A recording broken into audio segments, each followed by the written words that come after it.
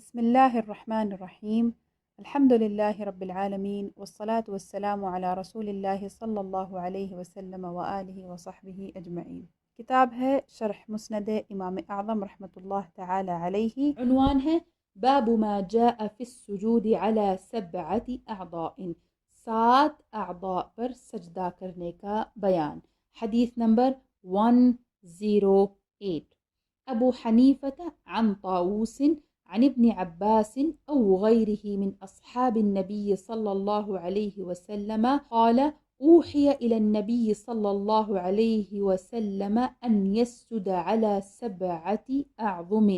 حضرت ابن عباس یا کسی اور صحابی سے مروی ہے کہ رسول اللہ صلی اللہ علیہ وسلم نے فرمایا مجھے 7 ہڈیوں پر سجدہ کرنے کا حکم دیا گیا۔ شرح: حضرت طاووس رضی اللہ تعالی عنہ نے حضرت ابن عباس رضی اللہ تعالی عنہ اور دیگر اصحاب رسول اللہ صلی اللہ علیہ وسلم سے روایت کیا ہے، اگرچہ ان کے نام معلوم نہیں، پھر بھی ان کے ناموں کی جہالت کوئی نقصان نہیں دیتی، اس لیے کہ تمام اصحاب رسول اللہ صلی اللہ علیہ وسلم عادل ہیں۔ نبی اکرم صلی اللہ علیہ وسلم کی طرف وحی فرمائی گئی کہ آپ 7 ہڈیوں پر سجدہ کریں، اور وہ پیشانی، دونوں ہاتھ، دونوں گھٹنے اور دونوں قدم ہیں۔ شیخین امام ابو داود، امام نسائی علیہم الرحمہ نے اس حدیث کو روایت کیا ہے، جس کے الفاظ یہ ہیں: نبی اکرم صلی اللہ علیہ وسلم نے فرمایا مجھے حکم دیا گیا ہے کہ 7 ہڈیوں پر سجدہ کرو، پیشانی، 2 ہاتھ، 2 گھٹنے اور قدموں کے طرفوں پر۔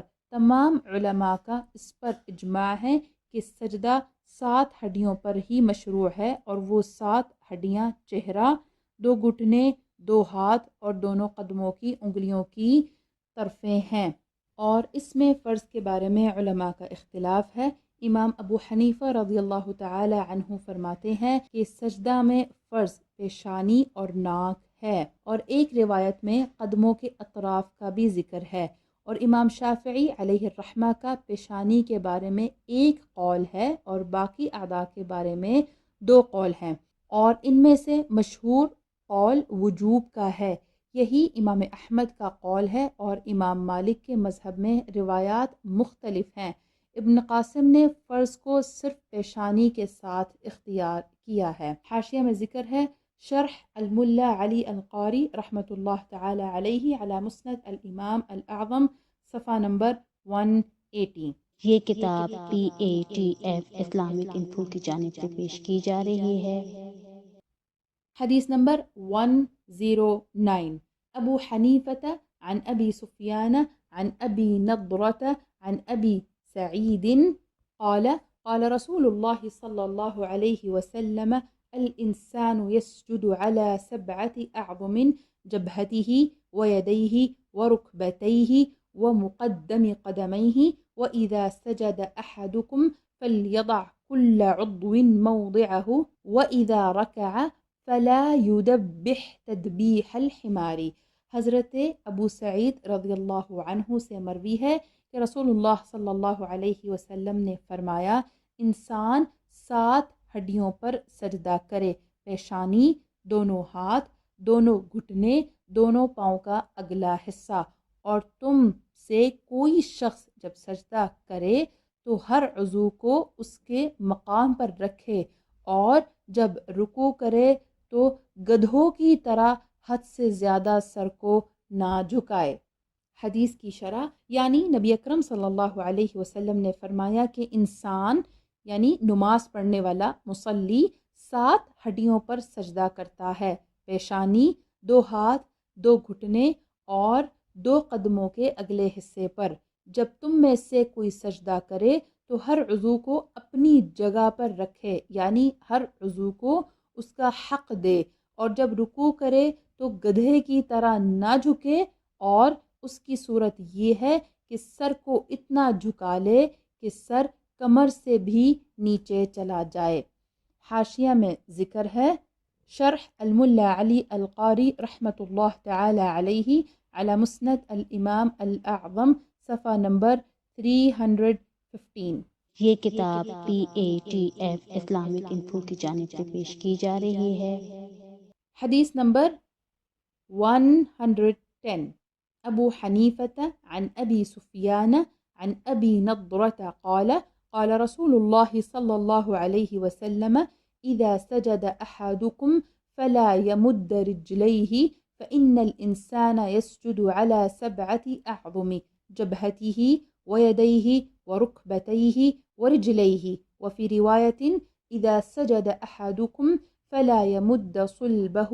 وفي رواية قال نهى رسول الله صلى الله عليه وسلم ان يمد الرجل صلبه في سجوده۔